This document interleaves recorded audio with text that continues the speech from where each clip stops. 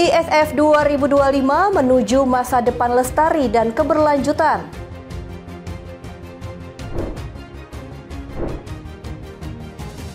Presiden Amerika Serikat Donald Trump menilai respon Hamas sinyal positif. Pantai Tegalwangi, destinasi Hidden Beach yang sempurna untuk menikmati eksotisnya sunset di Bali. Halo, selamat malam pemirsa setia Berita Nasional TV. Senang sekali Berita Nasional Malam kembali hadir menyapa Anda. Selain 3 berita utama tadi, akan ada informasi lainnya dari dunia politik, ekonomi, hingga isu sosial yang sedang hangat diperbincangkan. Bersama saya, Restu Wulandari, inilah Berita Nasional Malam selengkapnya. Kita langsung saja ke berita utama pemirsa. Indonesia International Sustainability Forum 2025 kembali digelar di Jakarta International Convention Center, Jakarta Pusat mulai tanggal 10 hingga 11 Oktober 2025. Menteri Koordinator Bidang Infrastruktur dan Pembangunan Kewilayahan Agus Harimurti Yudhoyono menyebut forum internasional ini bukan hanya membahas masa depan keberlanjutan di Indonesia dan dunia, namun juga untuk menjaga bumi agar lebih lestari. Indonesia International Sustainability Forum 2025 menyusung tema Investing for a Resilient, Sustainable, and Prosperous World. Forum internasional yang memfasilitasi kolaborasi lintas sektor dan negara dalam meningkatkan investasi dan pembangunan infrastruktur di Indonesia. Menteri Koordinator Bidang Infrastruktur dan Pembangunan Kewilayahan Agus Harimurti Yudhoyono mengatakan bahwa saat ini pembangunan infrastruktur menjadi pilar utama keberlanjutan. Hal tersebut sejalan dengan visi Presiden Prabowo Subianto yang saat ini fokus pada ketahanan pangan, akses air bersih, dan energi keberlanjutan sebagai pondasi masa depan Indonesia. Oleh sebab itu, AHY menyebut Indonesia membutuhkan sumber daya manusia yang kompetitif, teknologi yang tepat, serta investasi yang memadai. AHY berharap kolaborasi antara Kemenko Infrastruktur, Kementerian Investasi, Kadin, dan para stakeholder lainnya menjadi langkah awal dalam menjawab tantangan keberlanjutan ke depan.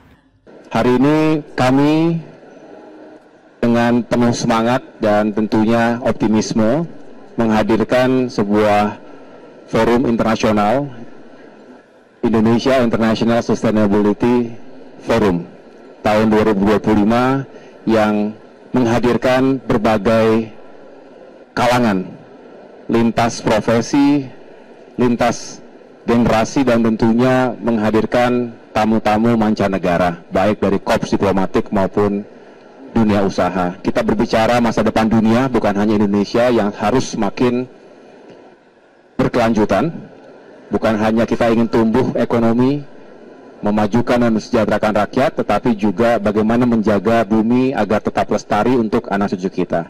Dari sisi infrastruktur, tentunya banyak hal yang harus kita kerjakan bersama, karena infrastruktur menjadi tulang punggung dari pembangunan, termasuk tadi saya angkat isu fokus kita hari ini dan ke depan, sesuai dengan visi besar Bapak Presiden Prabowo Subianto. Ketahanan dan swasembada pangan, air bersih, dan energi harus menjadi pilar dari sustainability. Dan itu semua membutuhkan sumber daya manusia yang kompetitif, yang siap, dan juga teknologi serta investasi yang memadai. Dari Jakarta, Natasha Alko, Galuh Agara, Berita Nasional TV. Organisasi Masyarakat Matahari Pagi Indonesia bersama pengusaha Yusuf Hamka kembali menggelar program Gotong Royong Makan Bahagia Gratis yang kali ini dilaksanakan di SDN Tambora 1 Jakarta Barat. Program ini merupakan wujud solidaritas nasional dan bentuk dukungan masyarakat terhadap program makan bergizi gratis yang digagas Presiden Prabowo Subianto. Organisasi Masyarakat Matahari Pagi Indonesia atau MPI bekerja sama dengan pengusaha Yusuf Hamka atau yang dikenal dengan Babah Alun melaksanakan program makan bahagia gratis di Sekolah Dasar Negeri Tambora 1 Jakarta Barat. Ketua Majelis Pertimbangan Matahari Pagi Indonesia sekaligus Wakil Menteri Haji dan Umroh Dahnil Anzar Simanjuntak menyebut kegiatan ini merupakan bentuk solidaritas nasional untuk menyambut program unggulan Presiden Prabowo Subianto yakni makan bergizi gratis. Dalam program ini, MPI dan Babah Alun melibatkan UMKM dan kantin sekolah untuk menyediakan makanan sehat bagi siswa, sehingga dapat sekaligus menggerakkan perekonomian lokal. Dhanil menegaskan dukungan dari pengusaha dan tokoh masyarakat sangat diperlukan untuk memperluas cakupan program makan bergizi gratis di seluruh Indonesia. Sebenarnya yang dilakukan oleh Presiden untuk memenuhi gizi anak-anak negeri kita itu harus disambut dengan semangat gotong royong, semangat solidaritas nasional, karena tidak mungkin semuanya bisa di-cover oleh pemerintah karena ada. Sementara itu, Yusuf Hamka menjelaskan bahwa program ini sepenuhnya dibiayai oleh donatur tanpa menggunakan dana pemerintah. Ia menambahkan kegiatan ini merupakan bentuk dukungan nyata masyarakat terhadap program pemerintah dengan prinsip gotong royong atau yang disebut sebagai pertahanan keamanan rakyat semesta. Nanti kita akan sebar di 5 wilayah. Prinsipnya kita memberi percontohan. Kalau ada teman-teman mau partisipasi, monggo. Kalau enggak, kami dengan matahari pagi bersama-sama sesuai dengan donatur-donatur, yaitu melaksanakan hankam rata kalau nggak salah ya. Pertahanan keamanan rakyat semesta. Program Makan Bahagia Gratis telah dilaksanakan di sejumlah wilayah, termasuk Jakarta Pusat, Jakarta Barat, dan Bandung Barat. Kedepannya, program ini akan terus diperluas sebagai bagian dari Gerakan Nasional Solidaritas untuk Anak Negeri. Dari Jakarta, Syana Sairus, Agada Agung, Berita Nasional TV. Beralih ke informasi lain, pemirsa, Polda Metro Jaya memastikan kondisi Jakarta aman dan terkendali pasca beredarnya ancaman bom yang ditujukan ke 3 sekolah internasional di wilayah Jakarta Utara dan Tangerang Selatan. Polisi menyebut ancaman tersebut dikirim melalui surat elektronik oleh pihak yang diduga berasal dari luar negeri. Polda Metro Jaya menegaskan wilayah hukumnya dalam kondisi aman pasca beredarnya ancaman bom di 3 sekolah internasional di Jakarta Utara dan Tangerang Selatan. Kabid Humas Polda Metro Jaya Brigjen Pol Ade Arisyam Indradi menjelaskan polisi telah melakukan penyelidikan dan pelacakan terhadap pihak yang mengirim ancaman tersebut. Diduga pelaku menggunakan nomor atau identitas dari luar negeri. Polisi terus melakukan pendalaman bersama tim gabungan dari Polres Jakarta Utara dan Polres Tangerang Selatan. Hingga saat ini tidak ditemukan adanya bahan peledak atau kejadian yang membahayakan di lokasi sekolah. Dari beberapa kejadian di 3 TKP di Jakarta Utara dan juga di Tangsel ya terkait ancaman tersebut, maka perlu kami laporkan kepada masyarakat bahwa sampai dengan saat ini wilayah hukum Polda Metro Jaya aman terkendali. Polisi juga mengingatkan pihak-pihak yang tidak bertanggung jawab untuk tidak melakukan aksi ancaman atau penyebaran isu yang dapat mengganggu ketertiban umum. Polda Metro Jaya menegaskan penindakan tegas akan diambil jika ditemukan unsur pidana dalam pengiriman ancaman tersebut. Dari Jakarta, Theo Fandi, Berita Nasional TV. Warga dan penjaga salah satu hotel di Jalan Padasaluyu, Kota Bandung, Senin siang digegerkan dengan kemunculan seekor macan tutul Jawa yang masuk ke salah satu kamar di lantai 2 hotel. Beruntung, hewan buas tersebut tidak menyerang penjaga hotel.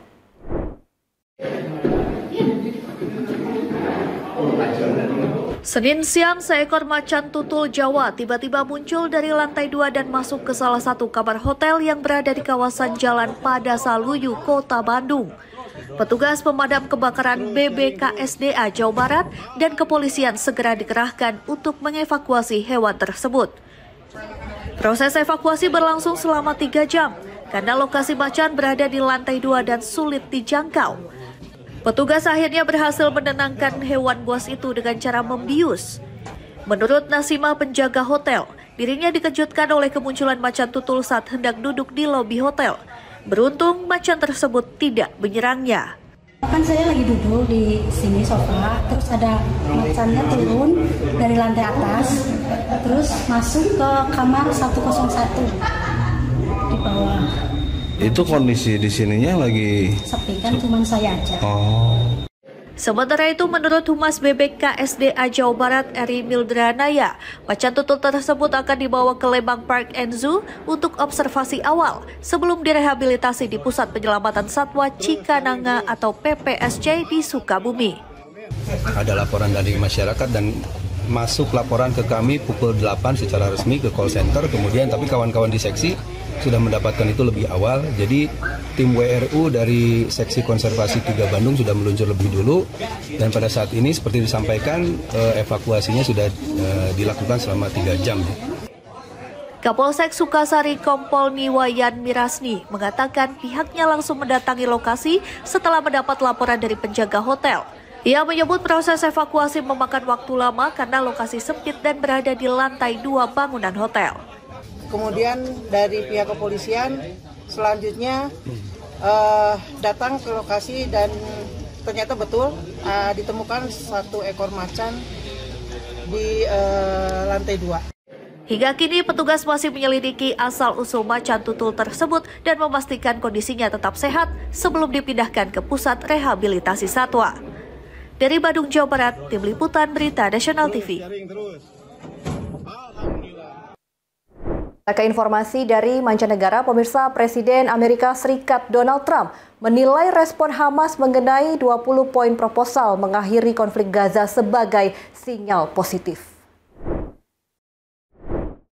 Usai Hamas menanggapi 20 poin proposal perdamaian Gaza disampaikan Presiden Amerika Serikat Donald Trump, tak lama kemudian Trump memberi penilaian. Trump melalui unggahannya di platform Truth Social menilai tanggapan Hamas sebagai sinyal positif. Trump akan meminta Israel menghentikan pemboman Gaza. Pernyataan Hamas menunjukkan mereka siap untuk perdamaian yang langgeng. Israel harus segera menghentikan pemboman Gaza agar bisa mengeluarkan para sandera dengan aman dan cepat. Demikian tulis Trump. Trump juga mengatakan saat ini terlalu berbahaya untuk dilakukan. Ia sudah mendiskusikan detail teknis harus dibahas lebih lanjut dan bukan hanya tentang Gaza tetapi juga tentang perdamaian Timur Tengah yang sudah lama dicari.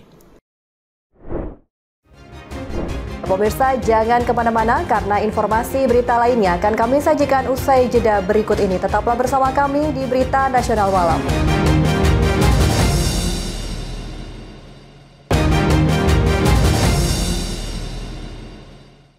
Anda kembali bersama kami di Berita Nasional Malam. Pemirsa, Presiden Amerika Serikat Donald Trump telah mempromosikan rencana 20 poin yang bertujuan untuk mengakhiri pertempuran di Gaza, mengamankan pembebasan sandera yang tersisa, dan menentukan masa depan wilayah tersebut. Israel dan Hamas telah menyetujui beberapa bagian dari rencana tersebut. Dan untuk membahasnya lebih jauh telah terhubung bersama kami Bapak Irfan Maulana, pengamat Timur Tengah.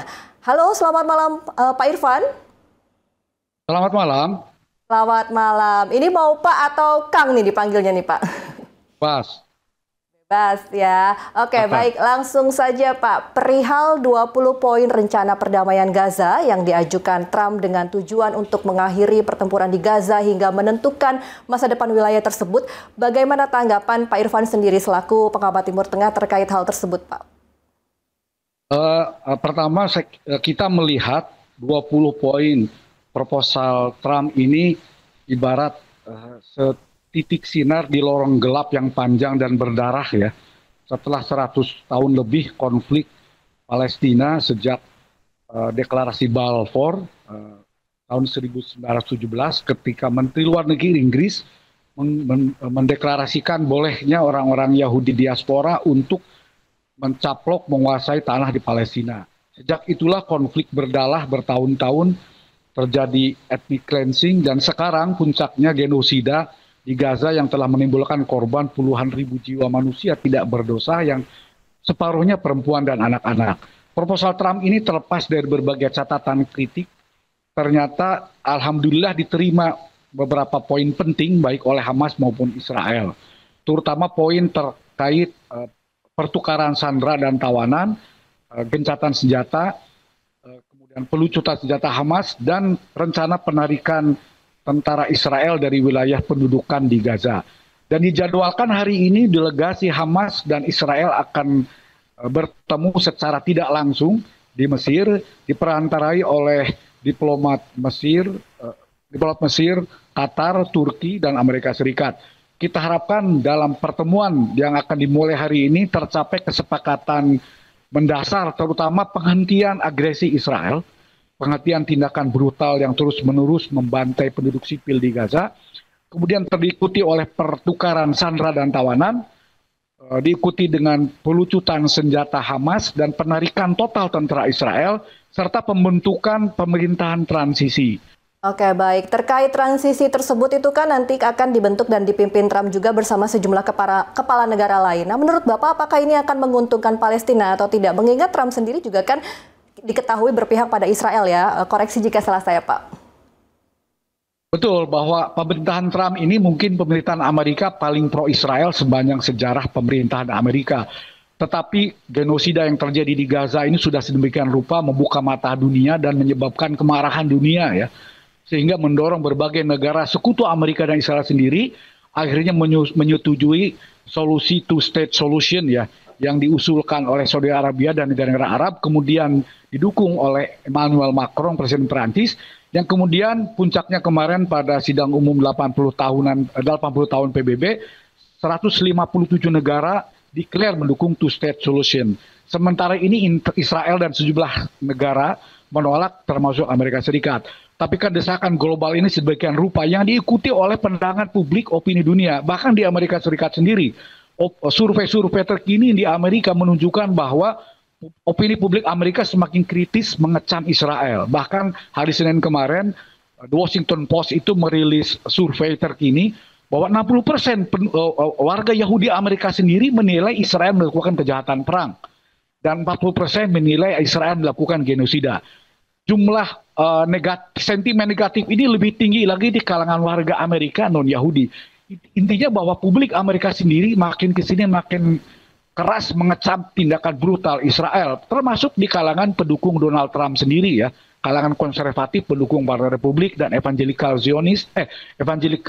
Protestan Amerika yang selama ini loyal solid mendukung Israel, saat ini mulai terbelah dan sebagian besar sudah mulai menunjukkan sikap kritis terhadap pemerintah Amerika sendiri yang selama ini tanpa reserve selalu mendukung tindakan Israel. Dan kali ini Amerika tidak bisa terus mempertahankan pendekatan politik yang selalu tanpa reserve membela Israel. Dan Donald Trump sendiri mengakui keadaan tersebut. Dan perubahan sikap ini juga terjadi setelah serangan Israel ke Doha, Qatar kemarin yang menimbulkan kemarahan negara-negara Arab, sekutu Amerika sendiri, bahwa ternyata Amerika kalau terbukti tidak bisa menjamin keamanan negara Arab sekutu Amerika sendiri. Sampai muncul ide berdirinya aliansi militer ala NATO-nya negara-negara Arab. Walaupun ini tidak terbentuk, 2 hari setelah konferensi Doha kemarin, pasca serangan Israel itu, Arab Saudi dan Pakistan menandatangani fakta pertahanan yang mana Pakistan menjadikan Saudi Arabia sebagai wilayah perlindungan nuklir Pakistan. Karena Pakistan satu-satunya negara Muslim yang memiliki huldak nuklir, dan nuklir rudal balistik Pakistan yang bisa dipasang huldak nuklir bisa menjangkau seluruh wilayah Timur Tengah, termasuk Israel. Ini buat Amerika mungkin menjadi pukulan buat kepentingan Amerika di kawasan, karena akan menghilangkan pengaruh Amerika, menurunkan kepercayaan negara-negara Arab sekutu Amerika sendiri terhadap Amerika. Saya kira berbagai faktor ini mungkin mempengaruhi perubahan kebijakan Trump untuk mendengarkan suara dunia dan peduli dengan nasib Palestina, sehingga muncul proposal 20 poin proposal Trump untuk penghentian genosida Israel, dan kemungkinan langkah-langkah berikutnya transisi menuju penyatuan Gaza dan tepi barat sebagai wilayah berdaulat menuju Palestina merdeka dalam konsep two-state solution. Baik, Pak, pada Selasa lalu pemimpin Hamas Khalil al-Yahya ini kan meminta jaminan nyata ya untuk memastikan berakhirnya perang Israel di jalur Gaza, dan Hamas pada prinsipnya kan setuju dengan rencana perdamaian Trump. Namun Israel ini masih terus membunuh dan memblokade bantuan terutama di Gaza Utara sejak Hamas mengumumkan persetujuan atas rencana Trump. Nah, melihat hal itu, berapa persen kemungkinan keberhasilan 20 poin rencana perdamaian Trump ini, mengingat yang kita ketahui Israel ini tidak pernah menepati janjinya begitu, Pak? Sepanjang sejarahnya Israel itu selalu melanggar perjanjian. Bahkan salah satu menteri kabinet Netanyahu, Bezalel Smotrich, itu menteri keuangan dari faksi sayap kanan garis keras Zionis itu mengatakan bahwa Israel tidak akan tunduk pada hukum internasional. Justru tantangan terbesarnya dari pelaksanaan 20 poin perdamaian Trump ini adalah di pihak Israel sebetulnya. Dalam hal ini pemerintahan Zionis yang berkuasa saat ini adalah pemerintahan sayap kanan yang memang anti perdamaian. Ya, kita ada harapan agar perubahan besar terjadi dalam negeri Israel. Karena pihak oposisi Israel sendiri sebetulnya sudah menyiapkan konsep transisi jika kabinet Netanyahu ini jatuh. Salah satunya adalah dukungan terhadap two-state solution. Pemimpin oposisi Israel, Yair Lapid, itu bahkan pernah pidato sebelum Netanyahu berkuasa, pernah pidato di sidang umum PBB, menyatakan kesiapan Israel menghadapi kemungkinan terbentuknya two-state solution. Kita ada harapan, masih ada harapan, walaupun saya katakan tadi, ada secercah harapan di lorong gelap panjang setelah 100 tahun konflik berdarah yang menimbulkan korban sedemikian rupa bangsa Palestina, yang pada akhirnya masyarakat dunia akan jengah dengan situasi ini. Dan saat ini, jika Israel tidak berubah, Israel akan menjadi musuh besar dunia, menjadi musuh bersama masyarakat internasional. Saya kira saya masih melihat ada harapan, terutama di Israel sendiri. Mengingat survei terakhir, 70% publik Israel menghendaki penghentian agresi Israel di Gaza, menghendaki segera pertukaran sandera dan tawanan, menghendaki segera penghentian perang. Kita harapkan ini juga akan diikuti dengan perubahan pemerintahan di Israel, pemerintahan moderat yang bersedia duduk berunding, berdampingan secara damai dengan negara Palestina merdeka dan berdaulat. Oke, baik Pak Irfan Maulana, pengamat Timur Tengah. Terima kasih sudah berbagi perspektifnya bersama kami di Berita Nasional Malam. Selamat malam, Pak. Selamat malam. Ya, tentu kita semua berharap 20 poin proposal gencatan senjata di Gaza dari Presiden Amerika Serikat Donald Trump bukan untuk mewakili kepentingan politik Amerika Serikat dan Israel saja. Dan tentunya pemerintah Indonesia harus konsisten pada garis politik luar negeri yang sudah diperjuangkan selama ini, yakni mendukung penuh perjuangan rakyat Palestina dan mendegakkan solusi dua negara. Pemirsa, jangan kemana-mana, tetaplah di Berita Nasional karena masih ada informasi menarik lainnya usai jeda.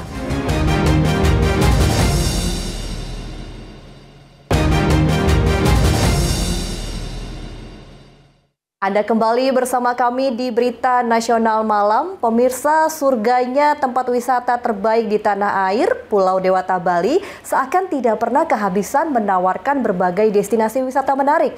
Jika pelancong ingin menikmati sensasi wisata berbeda, cobalah berkunjung ke Pantai Tegalwangi, salah satu hidden gem di wisata Jimbaran, Kuta Selatan, Badung. Pesona alam yang menakjubkan dipastikan menghipnotis wisatawan untuk menikmati keindahannya. Dan berikut liputannya untuk Anda.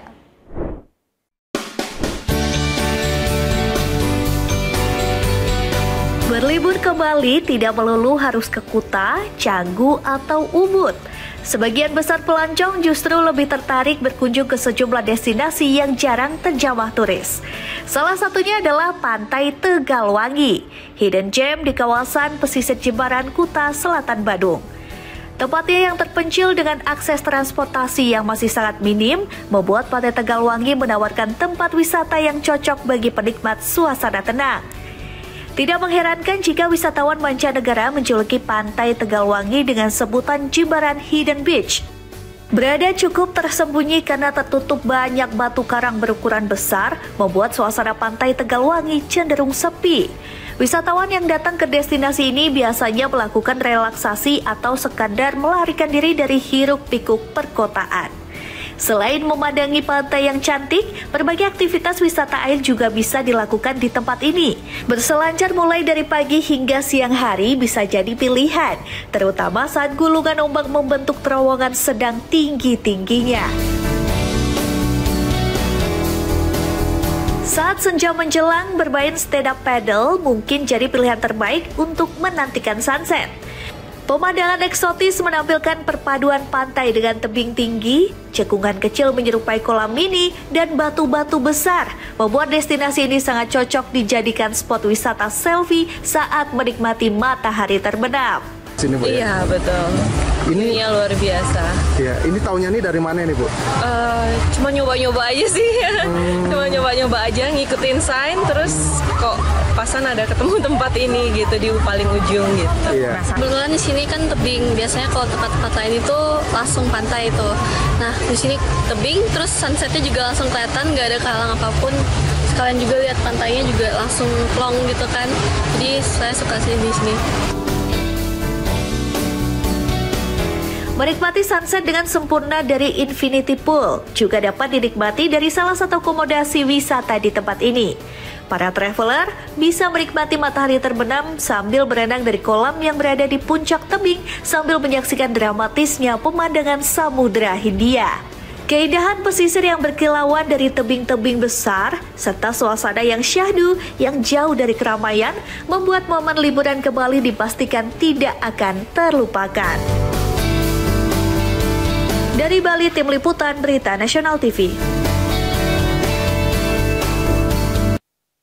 Gubernur Jawa Barat Deddy Mulyadi mengungkapkan bahwa konsep uang Rp1.000 sebagai bentuk kesetiakawanan sosial sebenarnya bukanlah hal baru.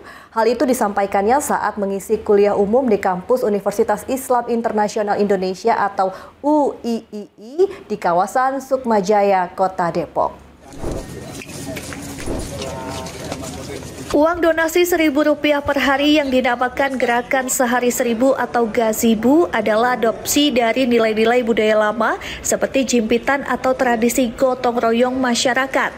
Meskipun ide itu sudah ada sejak dulu, Deddy Mulyadi mengungkapkan keinginannya agar penerapan program tersebut saat ini harus melalui proses digitalisasi yang diharapkan dapat menjamin transparansi dan akuntabilitas pengelolaan uang yang terkumpul. Selain itu, Deddy Mulyadi menyatakan jika uang Rp1.000 dikumpulkan banyak orang, pasti hasilnya besar, bisa membantu anak-anak sekolah atau orang sakit yang tidak mampu berobat.